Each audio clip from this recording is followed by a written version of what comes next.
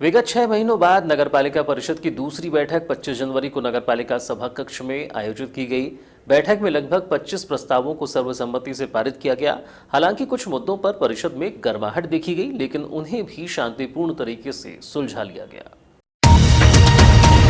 परिषद की दूसरी बैठक में नाली और सड़क निर्माण से संबंधित लाए गए 25 प्रस्तावों को सर्वसम्मति से पारित किया गया, जबकि भवन नामांतरण, बस स्टैंड में रात्रि ठहरने वाली बसों के किराए, साहूकारी लाइसेंस की फीस, बड़ी छोटे मेडिकल, रेस्टोरेंट और विवाह स्थलों पर गणना के बाद लगाए जाने वाले शुल्क सहित अन्य विषयों पर चर्चा के बाद निर्णय लिया गया।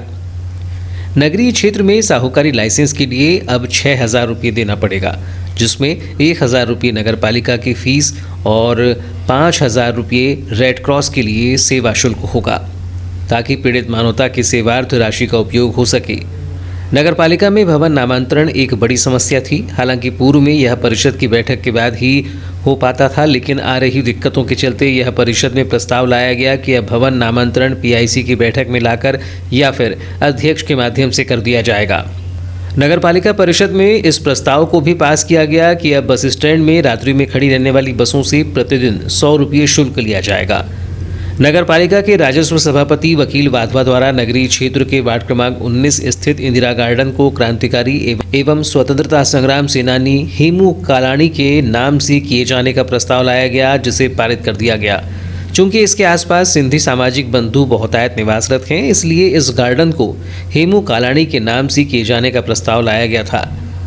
नगरीय क्षेत्र में रहवासी क्षेत्र में स्थित शराब दुकानों से रहवासियों को हो रही समस्याओं और परेशानी को देखते हुए विगत दिनों कांग्रेसी पार्षदों द्वारा रहवासी क्षेत्र में स्थित शराब दुकानों को शहर से बाहर किए जाने की मांग उठाई गई थी, जिसको लेकर परिषद की बैठक में प्रस्ताव पास किया गया कि रहवासी क्षेत्र में स्थित शराब दुकानों को रहवासी क्षेत्र से बाहर किए जाने के लिए जिला प्रशासन से चर्चा की जाएगी। शराब दुकान है, जिसके प्रतिदिन शराब पीने वालों की भीड़ एकत्रित होने के कारण शहरी क्षेत्र के भीतर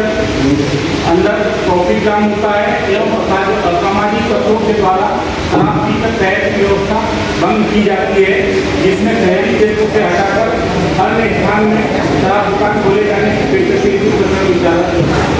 निवेदन था इस प्रस्ताव में कि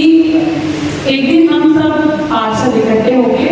और इसमें आवेदन लेके और कलेक्टर महोदय के पास जाएंगे कि सख्ती से और जल्द से जल्द कार्रवाई की जाए, नागरिक सुविधा को दृष्टिगत रखते हुए।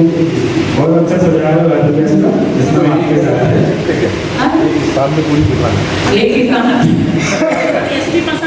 परिषद की बैठक के पूर्व पीआईसी में हनुमान चौक में बन रहे राणा हनुमान सिंह प्रवेश द्वार को लेकर परिषद में नेता प्रतिपक्ष ने सवाल उठाया,